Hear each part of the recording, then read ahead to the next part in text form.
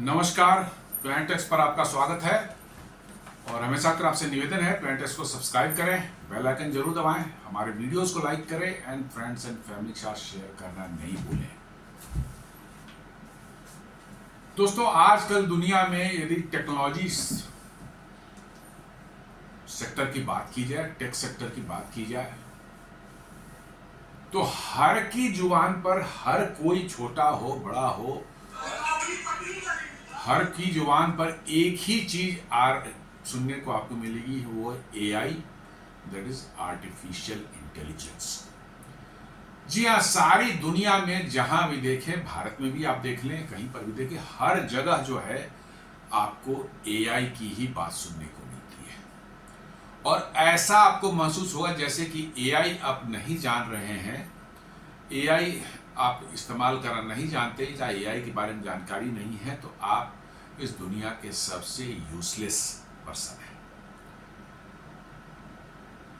इतनी hype AI की create हो रखी है पूरी दुनिया में, और मैं बार बार लोगों से पूछता हूं कि भाई आफ्टर ऑल ये एआई करेगा क्या हमारा?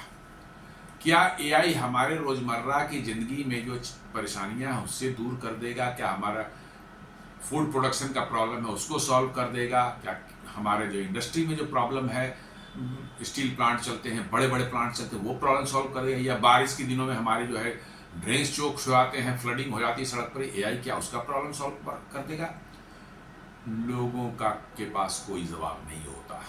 आफ्टर ऑल ये एआई क्या करेगा? जो कंप्यूटर कर रहा है उसी को थोड़ा और बढ़ा करके और फास्ट करेगा। यही तो मैं तो इतना ही समझता हूँ कि आज के दिन में सॉफ्टवेयर के थ्रू, कंप्यूटर और सॉफ्टवेयर के थ्रू जो हम काम करते हैं, शायद उसको और थोड़ा इनहांस वे में एआई कर देगा। लेकिन उसको आर्टिफिशियल इंटेलिजेंस आखिर हम बोल क्यों रहे हैं? क्यों इतना ज्यादा हाइप है? पहले भी कंप्यूटर या बड़े पैमाने पर कंप्यूटर इस्तेमाल हो रहा है दुनिया में लोग, लेकिन एआई का जो है वो थमता है। तो आज समझने की कोशिश करते हैं एआई क्या समस्या, क्या है एआई की दुनिया में। तो दोस्तों, ओपन एआई की दुनिया में जो है एक सबसे बड़ा नाम जो है सैम अल्टमैन का जो है, जो ओपन एआई के चीफ एग्जीक्यूटिव ऑफिसर है। जी हाँ, चीफ एग्जीक्यूटिव ऑफिसर मतलब हेड ऑफ द ऑर्गेनाइजेशन। और ओपन एआई वो ऑर्गेनाइजेशन है जो कि लीड कर रही है दुनिया में एआई इनोवेशन के। चैट जीपीटी वगैरह ओपन एआई के तहत ही काम करते हैं। एक ऐसा प्लेटफॉर्म है जिस पर आप अपना एआई प्लेटफॉर्म क्रिएट कर सकते हैं। चैट जीपीटी ओपन एआई पर ही बना हुआ है।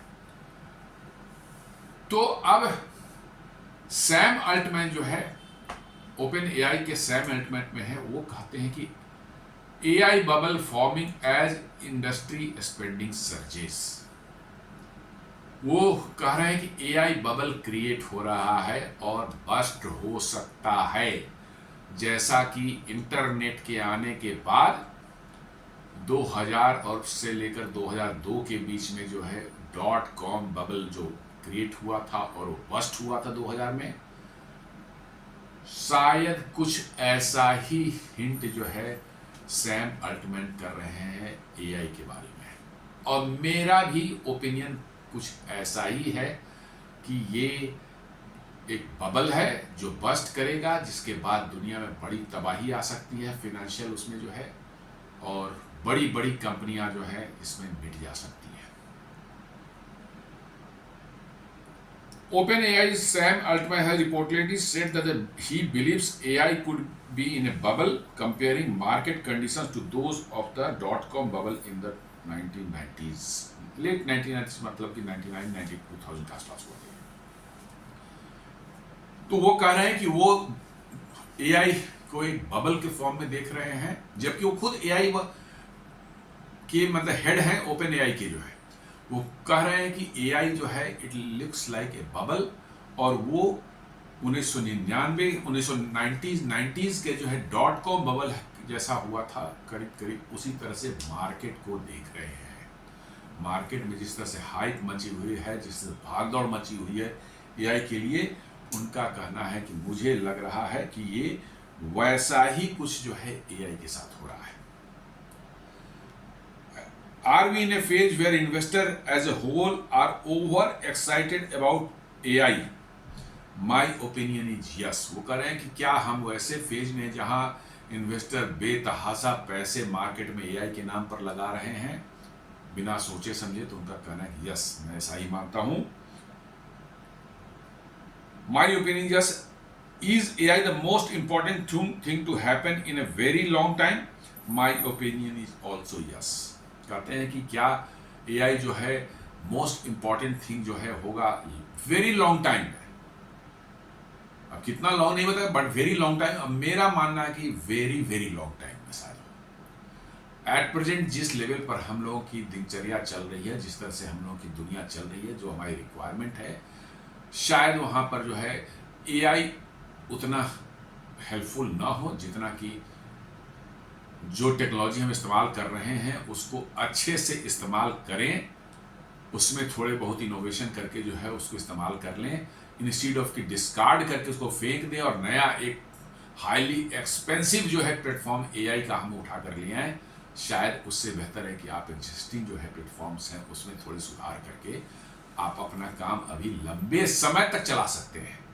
जी हाँ, अल्टीमेटली लॉन्ग टर्म में जो है आपको और ज़्यादा बने स्मार्ट सिस्टम्स चाहिए और ज़्यादा कैपेबल सिस्टम चाहिए, वही एआई है और कुछ नहीं है. कंप्यूटर सिस्टम जो कि और ज़्यादा आपके सॉफ्टवेयर्स, आपके जो हार्डवेयर्स वगैरह और ज़्यादा फास्ट हो जाएं और ज़्यादा मतलब कि जो है तेज़ गति से काम करें, बड़े बड़े सॉफ्टवेयर प्रोग्राम्स को, बड़े बड़े डेटास को जो है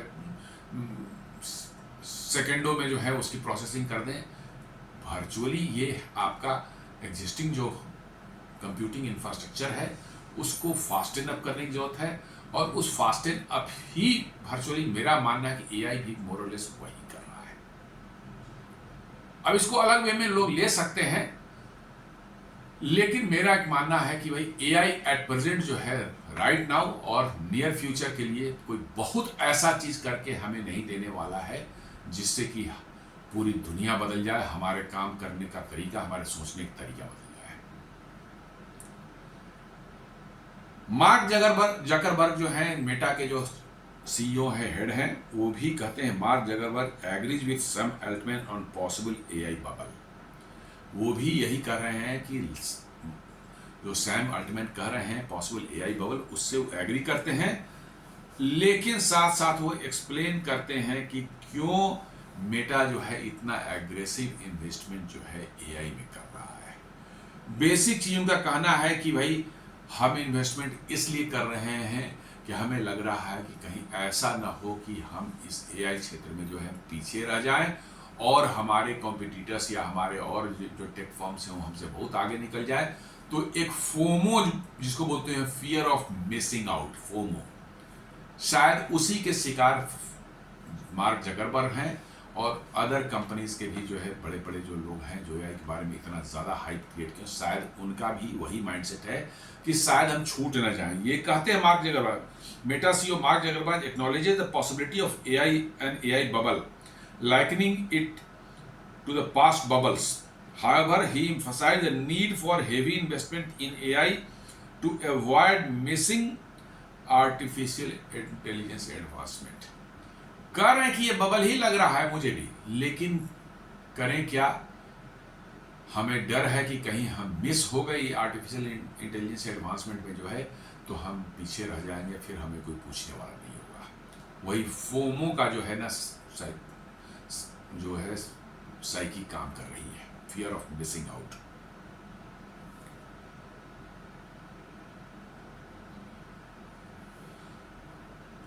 .com बबल को देखें तो इंटरनेट के आने के बाद में सडनली एक बर्स्ट हुआ ईस्ट एशियन मार्केट में और अमेरिका में भी बड़ा जबरदस्त, खासकर अमेरिका को ले लें तो इतनी कंपनियां खुलने लगी और सबके नाम के साथ .com लगा हुआ है.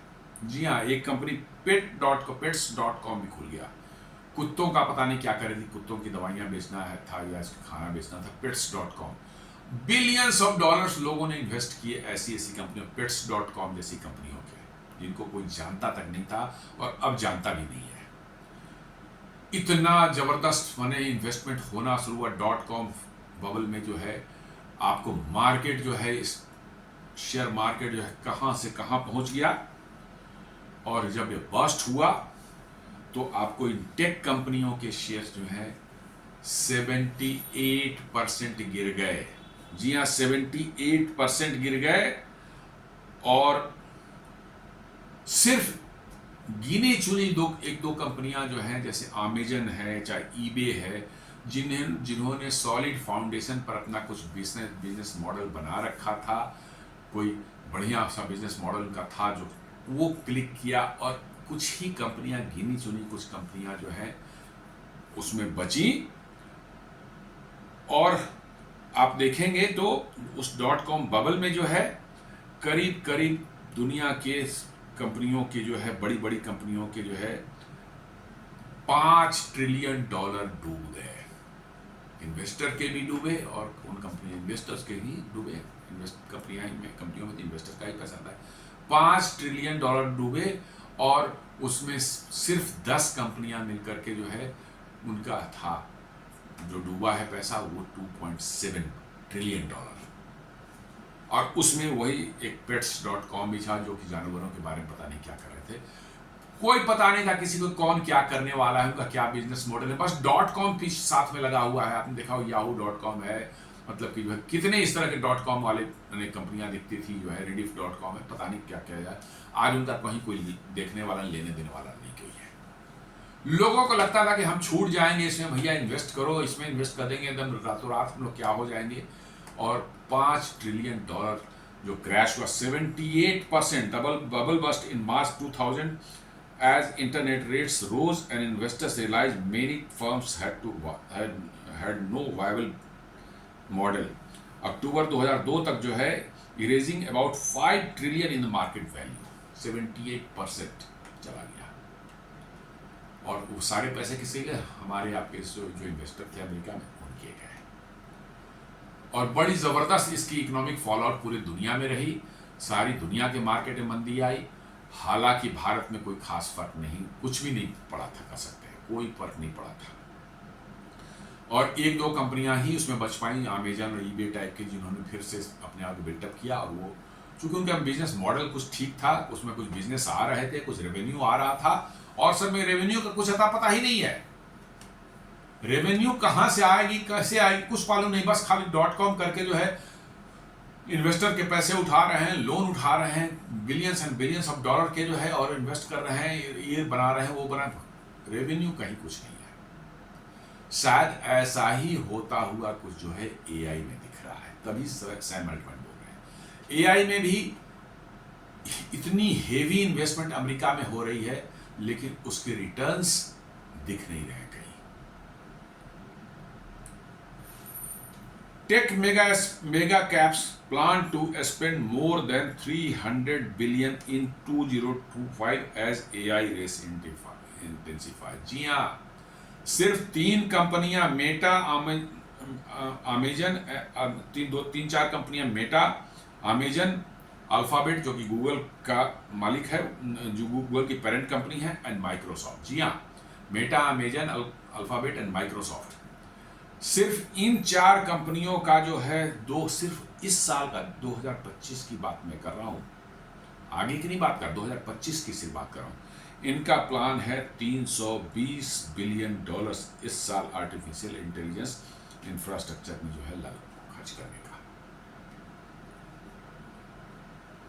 रेवेन्यू क्या जनरेट करेगा नहीं पता है, रेवेन्यू मॉडल क्या है नहीं पता है। सिर्फ हम इंफ्रास्ट्रक्चर बनाते जा रहे हैं, क्योंकि हमें डर है कि हमें इंफ्रास्ट्रक्चर नहीं बनाया तो हम इस आर्टिफिशियल इंटेलिजेंस रेस में पीछे छूट जाएंगे, वही फोमो वाली साइक।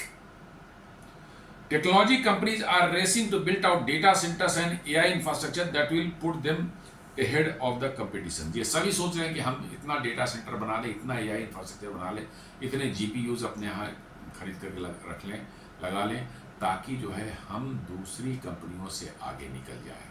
लेकिन आगे निकल जाए, पैसा कहां से आ रहा, रेवेन्यू मॉडल क्या है नहीं पता है। Amazon offered the most ambitious spending plan aiming to shell out $100 billion। जी हाँ, अमेजन अकेले $100 बिलियन इन्वेस्ट कर रहा है इस साल 2025 में। कैन यू बिलीव $100 बिलियन एक कंपनी इन्वेस्ट कर रही है सिर्फ एआई इंफ्रास्ट्रक्चर में। और आप देखेंगे जैसा कि चैट जीपीटी जब लॉन्च हुआ था कुछ साल पहले, वहां से जो अभी तक जो है एआई के कैपेक्स इन्वेस्ट जो में जो इन्वेस्टमेंट हर साल होती है, एनुअल इन्वेस्टमेंट कैपेक्स में, it has just doubled. Chat GPT कितना 5 साल पहले हुआ होगा, 4 या 5 साल पहले, 5 साल पहले तो कोई जानता भी नहीं था। उसके बाद से जो है आपका जो है एआई इन्वेस्टमेंट में जो एनुअल इन्वेस्टमेंट एआई की होती है, चैट जीपीटी जब से शुरू रिलीज हुआ था उसके बाद से इट हैज जस्ट डबल्ड 2025 में जो है। कहने को कह रहे हैं लोग कि यूएस की इकोनॉमी 4% से ग्रोथ हो गई पिछले क्वार्टर में जो है, और जॉब्स जो है वो जा रही हैं कहाँ, निगेटिव में, नो जॉब। कैसे इसको एक्सप्लेन करें कि यूएस की इकोनॉमी 4% बढ़ रही है और कोई जॉब नहीं है? तो बेसिकली क्या है, कैसे इकोनॉमी इतनी दिख रही है जबकि सारी समस्याएं वहां पर हैं, सारे नेगेटिव फैक्टर्स हैं, उसके बावजूद भी 4% दिख रहा है? यही एआई कैपेक्स एक्सपेंडिंग की वजह से जो है इतना जबरदस्त एआई की कैपिटल एक्सपेंडिचर कर रहे हैं लोग कि आपका जीडीपी जो है आर्टिफिशियली बूस्टेड दिख रहा है, but it is creating no jobs. US में तो जॉब्स जो है निगेटिव में जा रही है। AI related capital expanding now accounts for approximately 1% of the US GDP. जी हाँ, मतलब ये बता रहा है, रिपोर्ट बता रही है कि एआई में जो रिलेटेड इन्वेस्टमेंट हो रही है, ये एट प्रेजेंट जो है यूएस की जीडीपी का 1% है। मतलब कि जीडीपी को 1% बढ़ा करके ये रखे हुए हैं एआई का स्पेंडिंग जो हो रहा है कैपिटल में जो है। As we enter into the approximately level and historically signal dangerous over investment. जी हाँ, ये साफ साफ बता रहा है रिपोर्ट की भाई ये डेंजरस ओवर इन्वेस्टमेंट वाला सिचुएशन क्रिएट हो गया है, और कब क्या होगा कहना मुश्किल है। As we enter the final quarter of turbulent 2025, one of the biggest puzzles of the moment is how the US economy is growing at least at almost 4% without creating any jobs. The answer may lie in artificial intelligence, but proving that will be a challenge. कह रहा है कि ये AI की में investment जो हो रहा है उसी की वजह से है, लेकिन इसको एग्जैक्टली प्रूव करना मुश्किल है कि हाँ उसकी वजह से है। और एआई कर क्या रहा है, एक एग्जांपल मैं देता हूं। कोडर्स को जो है वहां पर जो है जो सॉफ्टवेयर में जो है आईटी क्षेत्र में कोडर्स जो होते थे उनका बड़ा डिमांड होता था। कोडर्स को हटा करके अब एआई से कोडिंग जनरेट कराई जा रही है, और ये इतने बग्स क्रिएट कर रहा है कि कोडर्स को हटा दिया गया। अब एआई जनरेटेड जो कोड है उसमें जो बग्स है उसको हटाने के लिए फिर जो है स्पेशलाइज लोगों को रखा जा रहा है। तो फायदा क्या हुआ, पहले वो कोडर बना देता था और बग्स वगैरह वही ठीक कर देता था। अब एआई जो है बना रहा है उसमें बग्स आ रहे हैं, सैकड़ों बग्स आ रहे हैं, और उसको बग्स को रिमूव करने के लिए जो है आप इम्प्लॉय कर रहे हैं, फिर जो कोडर्स को वहां इम्प्लॉय कर रहे हैं। आफ्टर ऑल वो कोडर्स ही तो है, बग्स को कौन चेक करेगा, कोडर्स हैं वही चेक करते हैं, वही देख बनाए। तो वर्चुअली जो है आपने उनको वो जॉब वही काम कर रहे थे, वहां पर कोडिंग कर रहे थे, आपने उनको हटा दिया, कोडिंग अब आपका एआई कर रहा है, और एआई जो उसमें बग्स क्रिएट कर रहा है उसको ठीक करने के लिए फिर उन्हीं कोडर्स को आपने लाके एम्प्लॉय किया। तो हुआ क्या, इसमें निकल के सामने क्या आया, जरा मुझे कोई बता दे भाई। कोई इंटेलिजेंस ऐसी नहीं है जो कि बिना ह्यूमन बीइंग के काम करे। यह आर्टिफिशियल इंटेलिजेंस, मैं तो इसको मानता ही नहीं कि इसमें कोई इंटेलिजेंस है। इट इज सिंपली बस कह सकते हैं कि भाई आपने प्रोसेसिंग जो कर रहे हैं, जो भी सॉफ्टवेयर है, आपका कोड है, प्रोग्राम्स होते हैं सॉफ्टवेयर के जो है, और डेटा जो होता है उनको, उनकी डेटा क्रंचिंग जो है, डेटा प्रोसेसिंग बहुत फास्ट स्पीड से कर रहे हैं, और उसी को आप करेंगे। ये तो हमारा एआई है। While the US market suffered a heart attack after President Donald Trump's tariff plan in April, they have since roared back with the Standard Poor 500 rallying by a whopping 33% from its lows. Meanwhile the US economy is on the track for 3.9%। जी हाँ, 3.9% का growth पिछले quarter में हुआ है। लेकिन यही कह रहे हैं लोग कि ये ग्रोथ नहीं है, ये ग्रोथ जो है दिख रही है आपको, जो ओवर डेंजरसली ओवर स्पेंडिंग जो हो रही है एआई में, ये उसकी वजह से है। 1% सीधे आपका इसने बढ़ा के रखा है।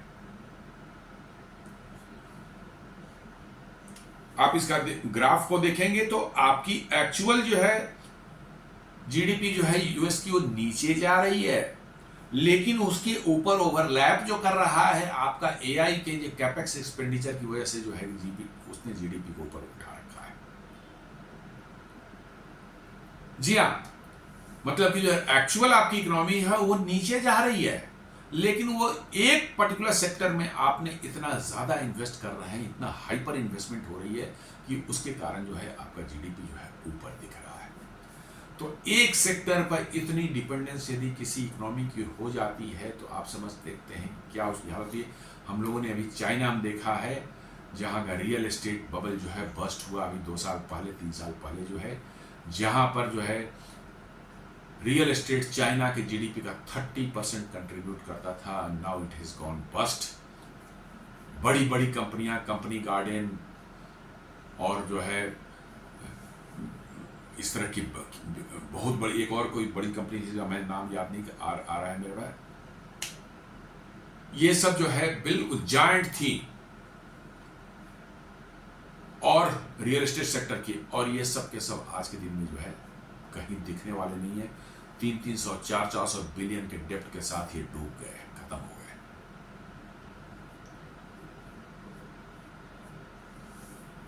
तो अब समझ लीजिए कि क्या मतलब की है होती है। तो मुझे तो लगता है कहीं वैसी ही हालत ये एआई अमेरिका की ना कर दे।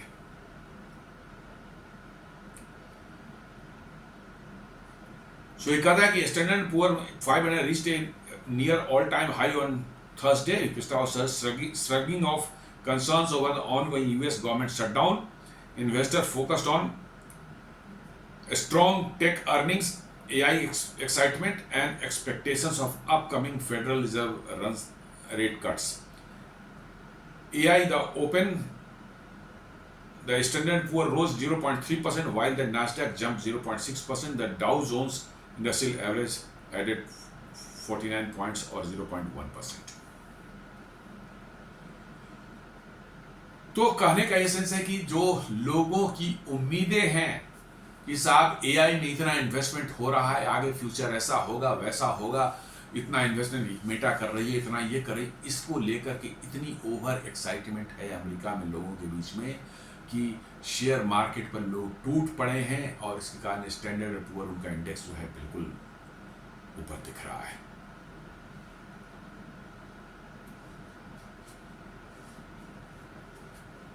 जबकि यूएस गवर्नमेंट शटडाउन हो चुकी है और इकोनॉमी की हालत बहुत अच्छी नहीं दिख रही है। एक्चुअल इकोनॉमी जो बोला जाए एआई को छोड़ करके जो है, उसके बाद भी जो है इतनी ज्यादा मार्केट में हाइप लोगों ने क्रिएट कर रखा है, उसी को सैम अल्टमैन कह रहे हैं कि it is getting created a bubble, और ये बस्ट जब होगा तो पता चलेगा कि क्या एक्चुअली हुआ है। Capital investment to support AI-related data center capacity demand could range from about $3 trillion to $8 trillion by 2030. जी हाँ, ये कह रहे हैं कि 3 से 8 ट्रिलियन डॉलर का इन्वेस्टमेंट डेटा सेंटर्स और एआई रिलेटेड इंफ्रास्ट्रक्चर में जो है 2030 तक होने की संभावना है। और इसमें आप देखेंगे तो डेटा सेंटर और इंफ्रास्ट्रक्चर का जो है 2.6 ट्रिलियन डॉलर एक्सपेक्टेड है कि इसमें लगेगा। आईटी इक्विपमेंट मोस्टली उसमें जीपीयूज हैं, जो कि आपका एनवीडिया बनाती है, वो जीपीयूज है, वो उसमें 4.7%, और पावर से में जो है 0.6%। जी हाँ, टोटल 7.9 ट्रिलियन के आसपास में है।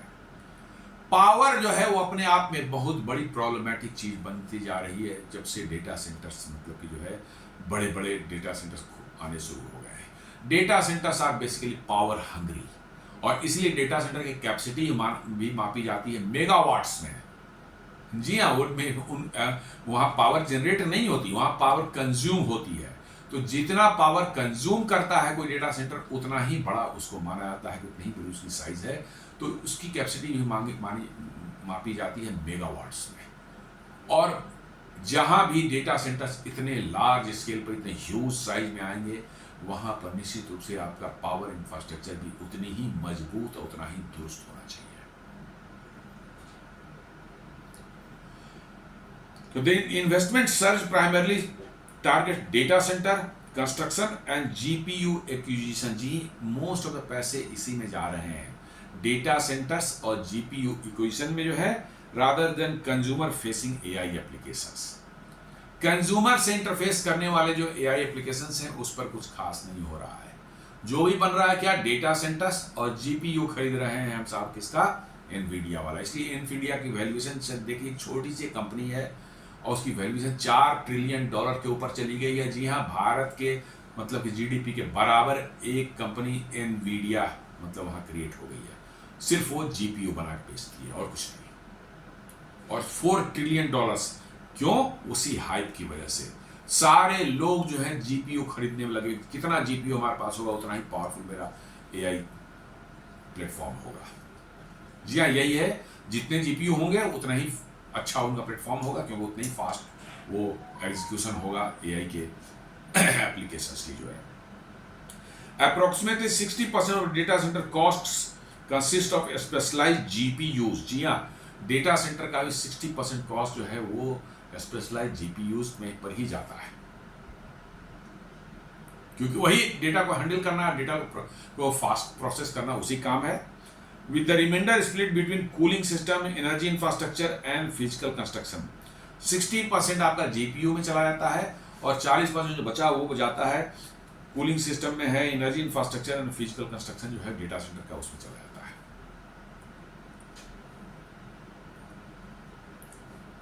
अब पावर का देखें, इन AI data centres consumed around 4.4% of the US electricity. 2023 का डेटा है, पूरे कंट्री का 4.4% जो है पावर जो है वो कंज्यूम कर जाता है डेटा सेंटर्स। ये 23 का है और बढ़ चुका होगा। And that share could triple by 2028। 2028 तक ये उम्मीद है कि ये 4.4 है, तिगुना हो जाएगा, मतलब कि 13-14% आपका चला जाएगा ये, according to Penn State's Institute of Energy and Environment, उनका कहना है। और ये कहा था कि reserve capacity margin during the extreme heat wave would go down to 3% from the about 44%। बोला कि ये एक ऐसी समस्या पैदा करने वाला है कि जब एक्सट्रीम हीट वेव कंडीशन होती है, जब वहाँ पर बहुत ज़्यादा पावर कंजम्पशन बढ़ जाता है, तो बोला कि डेटा सेंटर के कारण जो है अभी जो रिजर्व वहाँ कैपेसिटी अमेरिका में जो होती है वो 44% है, लेकिन मतलब कि जो है एक्सट्रीम हीट वेव कंडीशन जब आएगी तो ये रिजर्व डाउन होकर के 3% पर आ जाएगी। जी हाँ, 3% पर। और साथ साथ जो है अमेरिका की जो है इलेक्ट्रिसिटी ग्रिड नेटवर्क जो है वो पुराने हो चुके हैं, 70s के मोस्टली बने हुए हैं। इनकी अपग्रेडेशन पर इतने डेटा सेंटर्स आएंगे तो कितना ह्यूज अमाउंट खर्च करने की जरूरत है, अदरवाइज चलेगा ही नहीं चलेगा। पावर जनरेट करना नहीं होता, पावर को ट्रांसमिट करना पड़ता है, जहां जनरेट होता है वहां से जहां यूज होता है वहां पर, और ये आपका ग्रिड करता है। और अमेरिका के ग्रिड पुराने पड़ चुके हैं, 70s के हैं। चाइना तो फिर भी नए नए बने हुए हैं, हार्डली 10-15 साल 20 साल के अंदर का के हैं, इसलिए चाइना को समस्या नहीं होगी डेटा सेंटर बढ़ने से। जो है अमेरिका को समस्या होगी, they will require to invest huge amount to upgrade this grids to supply power to this data centres.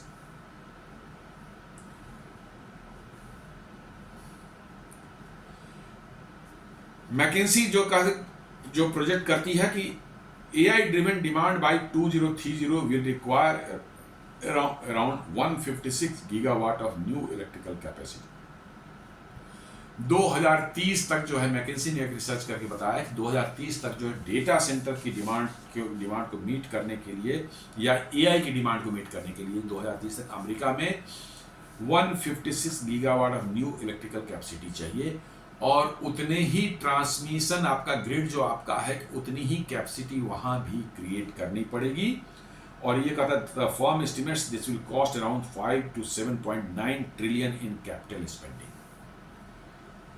$5 से $8 ट्रिलियन के आसपास में सिर्फ इलेक्ट्रिकल इंफ्रास्ट्रक्चर पर आपको स्पेंड करना पड़ेगा।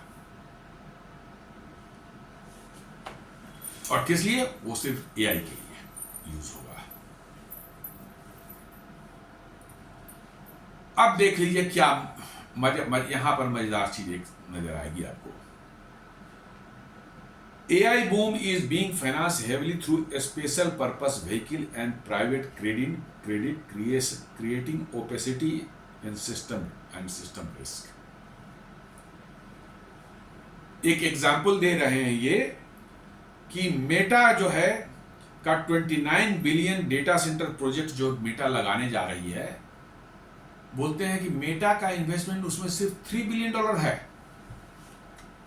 जी हां, ओनली $3 बिलियन फ्रॉम मेटा। अब कोई पूछे कोई $26 बिलियन कहां से आया, तो उन्होंने एक अलग से कंपनी बना दी, स्पेशल पर्पस व्हीकल बना दी, जो कि लोन मार्केट से लेकर के $26 बिलियन जो है वो लगाएगी मेटा के डेटा सेंटर में जो है। अब कहेंगे इसका फायदा क्या हुआ? फायदा ये हुआ कि मेटा के बुक्स जो हैं उसमें $26 बिलियन दिखेगा ही नहीं दिखेगा, जबकि लायबिलिटी मेटा के ऊपर में है, क्योंकि उसी का एसपीवी बनाया हुआ एसपीवी है। अल्टीमेटली उसके ऊपर जो कर्ज का बोझ रहेगा उस पे भी के ऊपर वो तो मेटा की जिम्मेवारी है, लेकिन मेटा के बुक्स में वो नहीं दिखेंगे। पब्लिक और इन्वेस्टर सोचेगा अरे मेटा का फर्स्ट क्लास, उसका बुक तो इतना बढ़िया है, प्रॉफिटेबिलिटी है, रेवेन्यू अर्निंग फलाना, इस पर लायबिलिटी भी इतना कम है, दनादन उसमें पैसे लगाएंगे। एआई में मेटा इतना काम कर रहा है, तब इसका जो है इतने पैसे लगाएंगे, इतने पैसे मतलब लोगों का जो है, इसका मतलब गलत इंफॉर्मेशन लोगों को जाएगी मेटा के बारे में, और इससे क्या होगा? ओपेसिटी, आपके सिस्टम में ओपेसिटी आ गई, आपने ट्रांसपेरेंसी रखी ही नहीं। और जब वो कर्ज का बोझ जब मेटा के ऊपर आएगा तो लोगों की एक्सपेक्टेशन थी कि मेटा की अर्निंग ऐसी होगी वैसी अर्निंग होगी, और जब मेटा को वो चुकाना पड़ेगा उसको, चूंकि अभी तो आपने कहा वो एसपीवी है, उसका हमारा कोई लेना देना नहीं है, लेकिन लेना देना तो आप ही की कंपनी का पार्ट है वो कहीं ना कहीं। तो इस तरह के जो है अमेरिका में बदमाशियां चल रही हैं। The reliance on SPV allows rich tech giants to keep debt off their balance sheets। जी हाँ, डेब्ट्स जो हैं उनको बैलेंस शीट से दूर रखते हैं ताकि उनका बैलेंस शीट अच्छा दिखे और इन्वेस्टर जो पैसे डालें उनके यहाँ, while maintaining control over AI infrastructure. जबकि AI इंफ्रास्ट्रक्चर पर कंट्रोल उनका होगा, लेकिन डेब्ट जो है मेरे नाम पर नहीं किसी और के नाम पर है, लेकिन अल्टीमेटली तो आप ही के पर जाएगा ही जाएगा। तो ये चल रहा है बदमाशी अमेरिका में।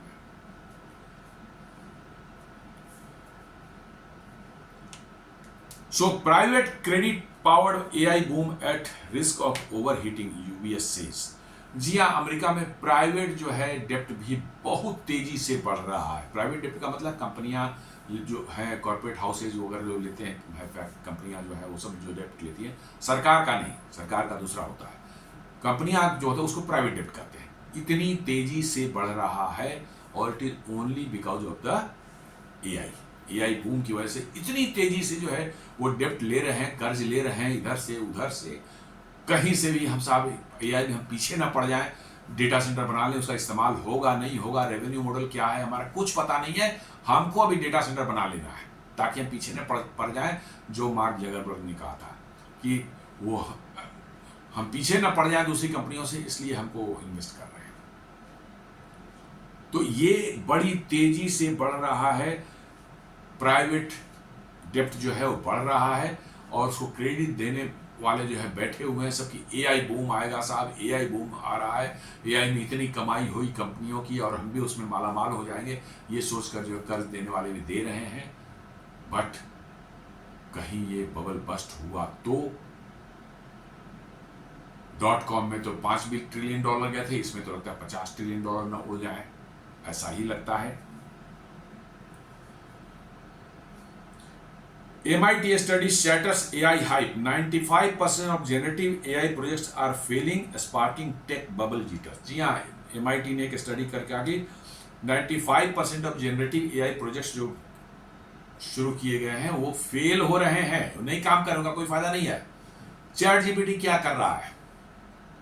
सिर्फ आपके क्वेरीज को सर्च इंजन की तरह सर्च करके बता रहा है, कुछ आंसर दे रहा है, थोड़ा सा ज़्यादा स्मार्ट वे में दे रहा है, और कुछ जो है आप उसमें पिक्चर ड्रॉ करने के लिए, जो इमेज क्रिएट करने के लिए आप इस्तेमाल कर रहे हैं, बस। Otherwise chat GPT what extra is doing, it is nothing. यही हो रहा है चैट जीपीटी पर, और उसी को कहा कि वो रेवेन्यू नहीं जनरेट करने वाला है। मैंने यूज करके देखा है चैट जीपीटी को। Sometimes you get the very absurd results, जिसको के मन भरना जाएगा आपका। तो आप क्या एक्सपेक्ट करते हैं कि ये आपको रेवेन्यू जनरेट करके देगा? Not at all. वही वो कह रहा है कि 95% of generative AI projects are failing sparkling tech bubble jitters. मतलब टेक बबल के जो है जीटर्स फील करने शुरू कर दिए हैं लोगों ने, बिकॉज कि सिर्फ इसमें इन्वेस्टमेंट हो रहा है लास्ट 4-5 ईयर से जो है, but till now no generation of revenue. तो जिस प्रोजेक्ट से रेवेन्यू जनरेट नहीं हुआ, वो प्रोजेक्ट सर्वाइव कैसे करेगी, ये कोई मुझे बता दे। I am not able to, मतलब कि जो है .com बबल में जैसा मैंने बताया था 10 कंपनियां थी, $5 ट्रिलियन टोटल लॉस हुआ था, और उसमें एक pets.com जो उसका मुझे बार बार याद आ रहा है उसका, और एक boo.com एक है, boo.com है, pets.com है, go.com है, पता नहीं कंपनियां क्या काम करती थी, नोबडी नोज। eToys.com कोई टॉय बेचने वाली कंपनी, पता नहीं क्या बनाया था, क्या किया था, आई डोंट नो। ये सब मिला करके जो है इन्हीं 10 कंपनियों में $2.7 ट्रिलियन का लूज किया था। टोटल .com बस्ट में $5 ट्रिलियन के लॉस हुए थे।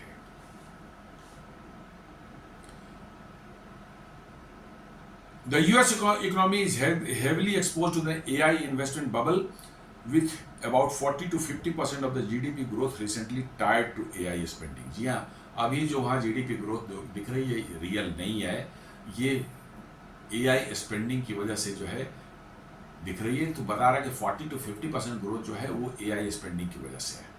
यदि AI स्पेंडिंग ना हो तो वो 4% नहीं, वो 2% से भी नीचे शायद आ जाए। If the bubble burst, it could trigger recession, large job losses, especially in tech-heavy states, and capital misallocation away from critical areas like healthcare and infrastructure। जी हाँ, हेल्थ केयर और इंफ्रास्ट्रक्चर में जो है पैसे नहीं लगाए जा रहे हैं। पैसे कहाँ लगाए जा रहे हैं? एआई के इंफ्रास्ट्रक्चर में।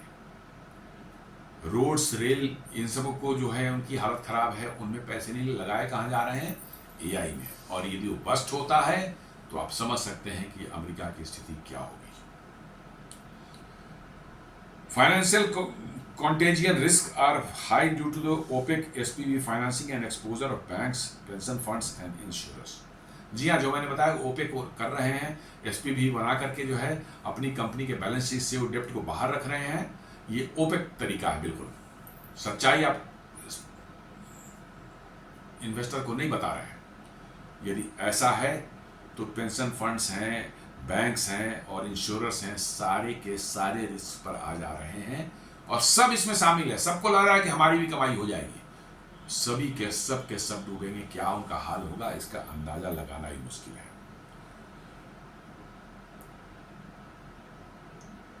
IT and IT-enabled services slowdown जो है, reduced AI spending in the US could lower demand for Indian IT services and AI projects। यदि भारत पर देखें तो यदि अमेरिका में जो है IT और AI में जो यदि डाउन टर्न होता है तो उसका असर भारत पर, क्योंकि भारत की IT कंपनियां अमेरिका से ही उनको काम मिलता है और वहीं का ज़्यादातर काम करते हैं, तो यहाँ पर भी डाउन टर्न दिखेगा।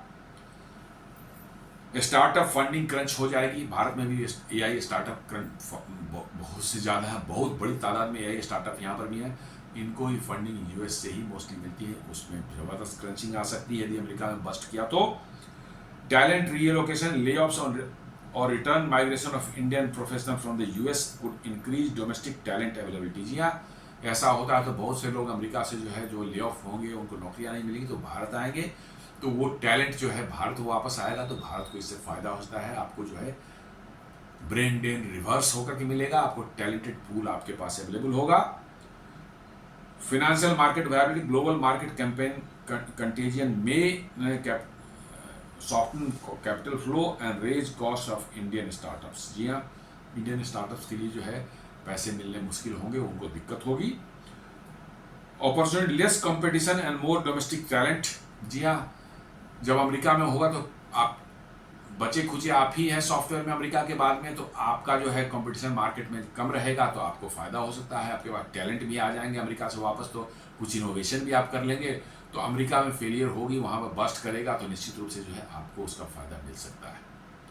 अदर मार्केट्स है, यूरोपियन है, जापान है, चाइना है, कहीं उन सबों में जो है, चूंकि अमेरिका की हालत ऐसी हो जाएगी उनकी कंपनियों की या उनके टेक सेक्टर की जो है कि उनको खड़ा होने में वक्त लगेगा, तो उस पीरियड में जो है आपके लिए अपॉर्चुनिटीज क्रिएट होंगी। और टैलेंट भी अमेरिका से कुछ वापस आपके यहाँ आ जाते हैं, तो it will be a very good combination both veg.